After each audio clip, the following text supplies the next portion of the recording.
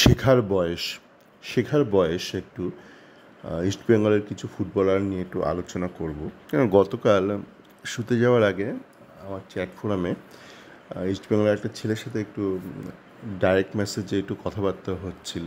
ও এখন ইঞ্জিনিয়ারিং পড়ে, ছোটোবেলা থেকে ফুটবল শিখেছে এবং ও একটু আলোচনা করছিল এইসব বিষয় নিয়ে। ওই ডেভিড, আপনার দেবজিৎ রয়, এইসব নিয়ে আলোচনা হচ্ছিল। মানে ওর ধারণা, যেটা অনেকাংশে অবশ্যই ঠিক, যে ব্যক্তিগত প্রশিক্ষক রাখলে অনেকটাই উন্নতি সম্ভব, যেটা আমরা দেখছি। কিন্তু অবশ্যই সায়ন ব্যানার্জির মধ্যে এই মুহূর্তে দেখছি অসাধারণ উন্নতি করেছে খেলাধুলোয়। ওর বেশ শেষের কয়েকটা ম্যাচ তো দেখলাম টিভিতে। আগের ম্যাচটা তো মাঠে বসেই দেখলাম নৈহাটিতে। খেলা দেখার একটা মজা রয়েছে, হচ্ছে পাশেই গঙ্গা, তো তো দারুণ হাওয়া। মানে মানে একদম আগেকার দিনে ছোটোবেলায় ওই পূজাবার্ষিকীতে পড়তাম যে শারদীয়া উৎসব বা শারদীয়া আবহাওয়া, এটা বহুদিন কলকাতা থেকে হারিয়ে গিয়েছিল। এখন সেটা কিন্তু অনেকটাই পুনরুদ্ধার হয়েছে। একটা সুন্দর একটা শরৎকাল বোঝা যায়। মানে আগে শরৎকাল একটা ধরুন প্যাচ প্যাচে ব্যাপার তো থাকবেই, যে কি ওটা নিয়ে পরে আলোচনা করবো। আমরা মূল বিষয়ে ফেরত চাই। তো ঘটনা হচ্ছে, কিছু কিছু জিনিস শেখা যায় একটু বেশি বয়সেও, কিছু কিছু জিনিস একটু বেশি বয়সে শেখা খুবই কঠিন। যেমন ধরুন সায়ন ব্যানার্জি খেলে উইংয়ে। তো উইংয়ে একটা প্লেয়ারের কাছে কিন্তু একটা সেন্টার ফরওয়ার্ডে যে ছেলেটা খেলে তার থেকে একটু হলেও, কিঞ্চিত ফ্র্যাকশন অফ আ সেকেন্ড হলেও একটু বেশি সময় সে পায়, যেহেতু সে উইংয়ে অপারেট করে। সেই জন্য ওই সিদ্ধান্ত নেবার, যে একটা বল ধরে সে কাটিং করবে নাকি আউটসাইড দিয়ে বেরোবে, সে কি ব্যাক পাস করবে নাকি সে স্কোয়ার পাস করবে নাকি সে ড্রিবল করার চেষ্টা করবে, ওই যে সিদ্ধান্ত নেওয়ার যে মুহূর্তটা, ফ্র্যাকশন অফ সেকেন্ড, তো সেইটা ওই যে মাঝখানে খেলছে তার থেকে একটু হলেও সে বেশি সময় পায়।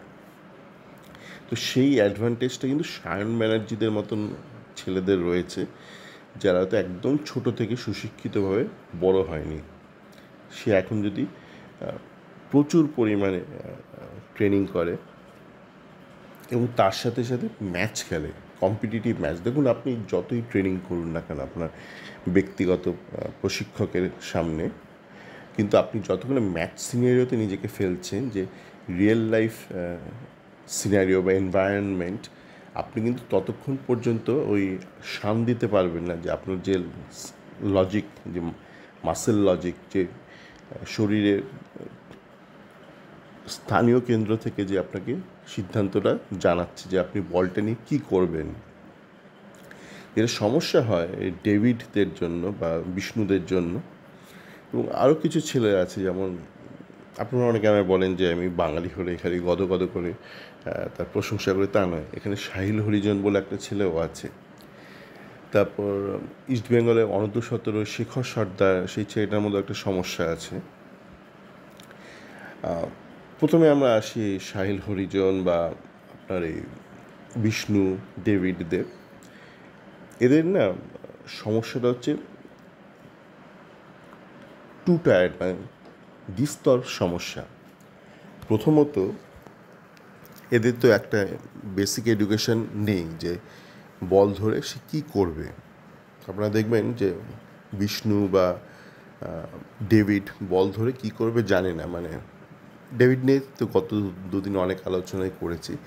তাই দেখবেন জড়ামড়ি করে পড়ে যায়। আপনারা যখন ডেভিডের একটা গোলের মুহূর্ত দেখেন, অনেকে হয়তো হাইলাইটসে দেখেন, কিন্তু আপনারা গোটা খেলাটা দেখেন না। যেটা শুধু আপনাদের দোষ নয় বা খামতি নয়, সেটা ইস্টবেঙ্গলের নিতুদেরও খামতি। মানে ইস্টবেঙ্গলের যারা সাবেকি ক্লাব কর্তা বা আধুনিক যারা স্কাউটার, যাদের আপনারা ফুটবল ডিরেক্টর যাই নাম দেন না কেন, মানে জঞ্জাল, সে জঞ্জাল বলুন আর trash, is the same thing. ওরা অশিক্ষিত, এরা আনএডুকেটেড, এটাই যে তফাৎ। যারা রয়েছে ইস্ট বেঙ্গলের এই মুহূর্তে, যারা অর্গানাইজড সেট আপে রয়েছে, একই যারা আগে ছিল এখন আছে, সবাই সমান।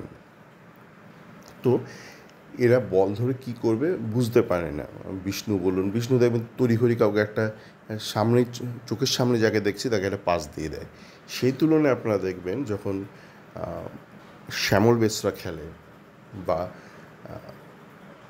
সেদিন দেখলাম দুটো ম্যাচে দেখলাম সঞ্জয় ওরাও, এদের পেরিফেরাল ভিশনটা অনেক ভালো। এরা বল ধরে কী করতে হবে জানে এবং কাকে পাস দিতে হবে সেটাও জানে। এবার কাকে পাস দিতে হবে সেটা জানে শ্যামল বেসরা বা দেবজিৎ রায়ও দেখবেন। তার একটা কারণ হচ্ছে এরা কীভাবে বলটা ম্যানেজ করে। দেখুন এখানে দুটো অ্যাসপেক্ট রয়েছে, এক হচ্ছে সিদ্ধান্ত, ডিসিশন মেকিং, সেটা দ্বিতীয় ধাপে। আপনার যদি চোখটা আমি বেঁধে দিই, ধরুন আমি শ্যামল বেসরার চোখটা পট্টি দিয়ে বেঁধে দিলাম, তাহলে কেউ সিদ্ধান্ত নিতে পারবে না? পারবে না, কেন? ও দেখতে পাচ্ছে না। সুতরাং এখানে দুটো ব্যাপার, আপনাকে আপনার দৃষ্টিটাকে, আপনার ভিশনটাকে ম্যানেজ করতে হবে। দ্বিতীয়ত হচ্ছে আপনাকে আপনার এই মাসেল ইন্টেলিজেন্সটা তৈরি করতে হবে। দুটো কিন্তু আলাদা, এক নয়। এবার এদের সমস্যা হচ্ছে বিষ্ণুদের বা ডেভিডদের, এরা মাথা নিচু করে বলটা ধরে, বলটা ধরতেই পারে। ইনিশিয়ালি তো আপনাকে বলটা ধরতে হবে না, তো একদম সবসময় একদম আপনি উন্নত মমশির করে রাখলে তো চলবে না। আপনাকে ভিশনটাকে আপ ডাউন করতেই হবে। কখনো বলটাকে কোথায় এলো, বলটার লেটেস্ট পজিশন কী, সেটার জন্য আপনাকে চোখটাকে কিন্তু বলের উপর আনতেই হবে। পর মুহূর্তেই আপনাকে কিন্তু সাইকেল চালানোর মতন বা আপনার গাড়ি যখন চালাচ্ছেন, আপনি তার সারাক্ষণ গিয়ারে চোখ রেখে গাড়িটা চেঞ্জ করছেন না গিয়ার, আপনাকে আবার ভিশনটা তুলে নিতে হবে।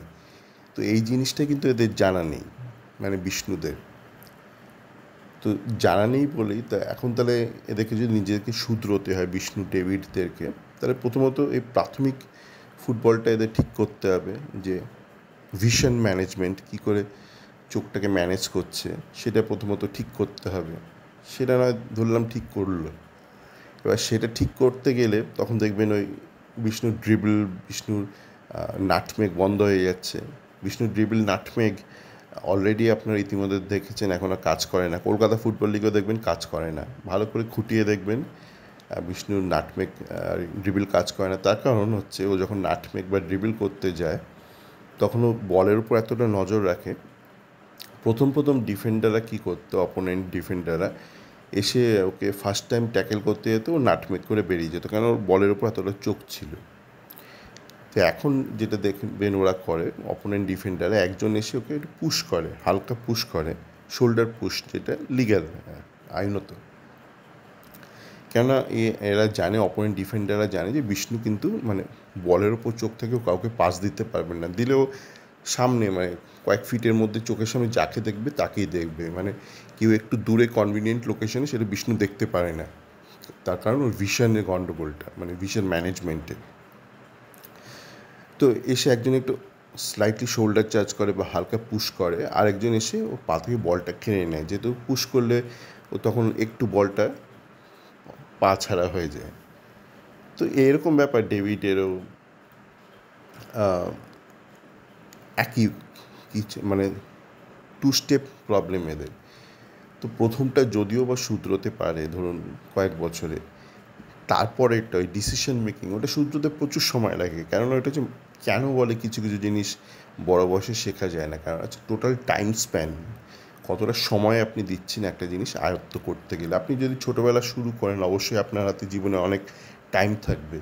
এবার আপনি ধরলাম 25 বছর বয়সে ডিসিশন মেকিং শুরু করলেন, তাহলে আপনারা 30 বছরে গিয়ে এটা শিখবেন, যেটা কিছুটা শিখেছিল আমাদের এই সুনীল ছেত্রী। এরকম উদাহরণও আছে। সুনীল ছেত্রী কিন্তু প্রথম দিকে মোটেই সফল ছিল না, ও এক প্রকার বাতিল প্লেয়ারই ছিল ওই মাঝারি গোছের। ও যবে থেকে বেঙ্গালুরু জয়েন করলো তবে থেকে ওর মধ্যে খেলাটা ফুটলো, কিন্তু এটা কোয়াইট লেট, 28-29 বছর বয়সে। সেরকম বারবার ঘটে না জীবনে যে 28-29 বছর বয়সে একটা ছেলে খেলা শিখছে, তার আগে সে হারিয়ে যায়। তো সেই জন্য বলা যে এদের পক্ষে, যেমন সাহিল হরিজন ছেলেটা, ওকে নিয়ে আপনারা যেটা করেন, আপনারা শুধু গোলের মুহূর্তটা দেখেন, দেখবেন ও বল নিয়ে কিছু একটা ভেলকি করলো, একটা নাটমেক করলো, করে ড্রিবল করে গিয়ে একটা 2-3 জনকে ফেলে দিয়ে কাদামাটা একটা গোল করে দিয়ে চলে এলো। কিন্তু ওই ধরনের খেলা আপনি তখনই খেলতে পারবেন যখন আপনাকে অনেকটা স্পেস দেবে অপোনেন্ট, যেটা যেটা হয়তো কলকাতা ফুটবল লিগ টায়ার 1 বা ইভেন আই লিগেও সম্ভব। আপনারা অনেকেই দেখেছেন, আপনারা অনেক ইস্ট বেঙ্গল ফ্যান একসময় বিদ্যাসাগর সিং নিয়ে খুব হইচই করতেন। বিদ্যাসাগর যখন একের পর এক গোল করছে আই লিগে, আমি আমার চ্যাটফোনে বহু আলোচনা করেছিলাম তখন যে বিদ্যাসাগর সিং চলবে না, মানে সিনিয়র লেভেলে চলবে না, আইএসএল লেভেলে চলবে না। তখন ওই টায়ার 1 লেভেলে আপনাকে আপনাকে যেসব বিদেশিদের বিরুদ্ধে খেলতে হবে, যেসব স্বদেশিদের বিরুদ্ধে খেলতে হবে, যেসব ট্যাকটিক্যাল মুভের বিরুদ্ধে খেলতে হবে। দেখুন, আই লিগে খুব একটা ভালো বিদেশি কোচও থাকে না, কলকাতা ফুটবল লিগও থাকে না। বেশিরভাগ ক্ষেত্রে যেখানে ধরুন অপোনেন্ট খুব ট্যাকটিক্যাল গেম খেলছে, আপনার খেলাটা বিশ্লেষণ করেছে, আপনার টিমের মুভমেন্টকে সে কাউন্টারাক্ট করবে একটা মুভমেন্ট দিয়ে, সেটা খুব একটা থাকে না। যেখানে থাকে, যেমন টায়ার 1-এ থাকে, এটা তো অস্বীকার করার উপায় নেই, সেখানে কিন্তু আপনাকে যদি উন্নতি করতে হয় আপনাকে সেরকম টেকনিক্যালি সাউন্ড হতে হবে, যেটা ডাবল লেয়ার্ড ডিফেক্টিভ প্লেয়ার, আপনার ডেভিড, বিষ্ণু এরা। সেই তুলনায় আমি যে জর্জের ম্যাচে যে শ্যামল বেসরা একটা মনে আছে আপনার, ডান পার ইনসাইড দিয়ে একটা বল ধরে তারপর আবার বাপা ইনসাইড দিয়ে সাথে সাথে একটা পাস দিয়ে দিল, যেটা থেকে গুইতে পেকা বোধহয় গোলটা করলো। অসাধারণ একটা পাসের মুহূর্ত, যেটা আমি শেয়ার করেছিলাম আমার চ্যাট ফোরামে। সেই পাসটা কিন্তু যে মুভমেন্টটা, গতকাল একটা অ্যামেচার একটা ভিডিও দেখছিলাম ইউটিউবারে, সেটা শুরু করেছিল কিন্তু সঞ্জয় ওরাও। ওটা প্রথম ম্যাচে নেমেছিল সঞ্জয় ওরা সাবস্টিটিউট হিসেবে, তারপর গত ম্যাচে তো আবার অনেকটা সময় খেললো, বেশ ভালো খেললো, শিক্ষিত ফুটবল খেললো। তো আপনাকে এই ধরনের ফুটবলের পেছনে সময় ব্যয় করতে হবে। শ্যামল বেসরা, সঞ্জয় ওরা, দেবজিৎ রায় ভীষণই শিক্ষিত ছেলে। আপনার ইস্টবেঙ্গল জুনিয়রদের মধ্যে বলছিলাম না, শেখর সর্দার, ও দেখবেন গত বছর অনূর্ধ্ব-17-তে প্রচুর গোল করেছে, কিন্তু ওর বয়সটা অল্প, 16 বছর। ও যদি না এই 2 স্টেপ যেটা বললাম ব্যাপারটাকে ঠিক করেন, ও কিন্তু একটা আটকে যাবে। তার তুলনায় ওর থেকে একটু বয়সে কম হলেও শিশির সরকারের কিন্তু এই বেসিক এডুকেশনটা ভালো। বল ম্যানেজমেন্ট, যে বল ধরে কী করতে হবে, বলের ওপর ভিশন ম্যানেজমেন্ট, এটা যথেষ্ট ওর ভালো। ফরওয়ার্ডদের ক্ষেত্রে একটা সমস্যা, যেহেতু বাকি পজিশনে যত প্লেয়ার রয়েছে তার তুলনায় ফরওয়ার্ড যে সেন্ট্রালি খেলে, টু স্পেসিফিক, তার যে সময়টা যে সে হাতে পায় সেটা সবচেয়ে শর্টেস্ট বাকি সমস্ত আউটফিল্ড প্লেয়ারদের তুলনায়। সেই জন্য এদের ক্ষেত্রে সমস্যা, এবং সেই জন্য আপনাকে একটু সচেতনভাবে মানে প্লেয়ারকে স্কাউট করতে হয়, মানে কে কটা গোল করলো, যেটা নিতুরা করে এসছে অতীত থেকে, তখন অসুবিধা হয়নি। তার কারণ আপনার যদি দেখেন নিতুদের কনভার্সন রেটও খুব বাজে ঐতিহাসিকভাবে। যখন ইস্টবেঙ্গল মোহনবাগান দাপিয়ে খেলতো ভারতীয় ফুটবলে, তখন আপনারা যদি দেখেন conversion rate in the sense যে স্কাউট করলো তার মধ্যে থেকে কতজন সফল হলো, খুব কম হয়েছে। তার কারণ হচ্ছে এই টেকনিক্যালি ঠিকঠাক করে এরা রিভিউ করতে পারেনি, আগেও পারেনি, অতীতেও পারেনি। তারপর বলেছে বড় ম্যাচের জার্সির ভার নিতে পারেনি, এটা একটা খুব সাধারণ আমরা একটা অজুহাত দিই যে বড় টিমের জার্সির ভার নিতে পারেনি। কিন্তু আপনাদের যদি দেখেন যে দামি দামি আপনি যদি ভালো বিদেশি আনেন, তারা তো নিতে পারে জার্সির ভার। সুতরাং জার্সির ভারটা হচ্ছে আপনার এই অশিক্ষার বা আপনার শিক্ষার যে খামতি, তার একটা পর্দা, একটা অজুহাত। আসল হলো এরা ঠিকঠাক করে প্লেয়ার বিশ্লেষণ করতে পারে না, নির্বাচন করতে পারে না, বিশেষত অল্প বয়সী প্লেয়ারদের ক্ষেত্রে। এরা ওই দেখে, হ্যাঁ রে চা খেতে খেতে, কিরে কটা গোল দিয়েছিলে, আচ্ছা ওকে তুলে নিয়ে, আচ্ছা ও মোহনবাগানের বিরুদ্ধে গোল দিচ্ছে, ওকে তুলে নিয়ে, আচ্ছা ও আমাদের বিরুদ্ধে গোল দিচ্ছে, ওকে তুলে নিয়ে। তো সেই ম্যাচে হয়তো দেখলাম একটা ছেলে অসাধারণ খেললো, হয়তো যে গোলটা করলো কোনো একটা প্লেয়ার, সেই পাসটা হয়তো সে দিল, সেই প্লেয়ারটাকে হয়তো নিতু নিল না। যে গোলটা একটা ঠুকে দিল, একটা ট্যাপ ইন করলো, তাকে নিয়ে নিল, জেসিন টাইপ সমস্ত সব ছেলে পেলেদের। তো সমস্যা সেখানেই, যখন আপনি দেখবেন সাধারণ মানুষ তো সাধারণ হয়, এই যারা অসাধারণ পদে বসে আছে তারা যখন সাধারণ চিন্তাভাবনা করে বা অতি নিম্নমানের চিন্তাভাবনা করে, তখনই সমস্যা হয়। আরেকটা বিষয় নিয়ে শেষ করব। আগের দিন ওই নৈহাটিতে দেখলাম যে সমর্থকদের গোলের পেছনে বসাচ্ছে কি না কি ইউটিউবাররা নাকি ইউটিউব লাইভ করে বা হাইলাইটস দেখিয়ে নাকি এসএসসিএন অ্যাপের ক্ষতি করে দিচ্ছে। আমার মনে হয় এসএসসিএন এখন অ্যাপ কম, অ্যাপোলজি বেশি। আগের ম্যাচের তো বোধহয় লাইভ সম্প্রচারণের সমস্যা হয়েছে, রিপ্লেটাও আপলোড করে উঠতে পারেনি। তার আগের ম্যাচে জজ ম্যাচেরও আপলোড করে উঠতে পারেনি। ওই যে বললাম, আপনার চিন্তাভাবনা যদি সংকীর্ণ হয়, ওই টিপিক্যাল মেয়ের অগোচর, হ্যাঁ আপনাদের না কিছুই সম্ভব না। আজকে দেখবেন ফুটবল করছে, কালকে হকি করছে, পরশুদিন শাড়ি বিক্রি করছে, তারপর দিন দেখবেন এই দুর্গা পুজো এসছে বলে জামা প্যান্ট বিক্রি করছে, তারপর দিন কালী পুজো দেখবেন কালী পটকা বিক্রি করছে, তারপর দিন রাস্তা ধারে কেক বিক্রি করছে। সব বলবে কেক কেক অ্যাপোলজি, এই অ্যাপোলজি, কালী পটকা অ্যাপোলজি। কোনো কিছুতে কোনো ফোকাস নেই। আর সংকীর্ণ দু তিনটে ছেলে ইউটিউব করে কী করছে, বরঞ্চ তারা করেছে বলে আমি সায়নের ওই মুভমেন্টটা আরেকবার দেখতে পেলাম ভালো করে। জর্জে যে এটা গোলটা করলো, অসাধারণ গোলটা করলো সায়ন। তো সবাইকে একটুখানি না একটু উন্নততর ভাবতে হবে। ছ্যাঁচড়া ভাবনা দিয়ে না কিন্তু আপনি জীবনে বড় হতে পারবেন না। আসলে ভালো থাকবেন।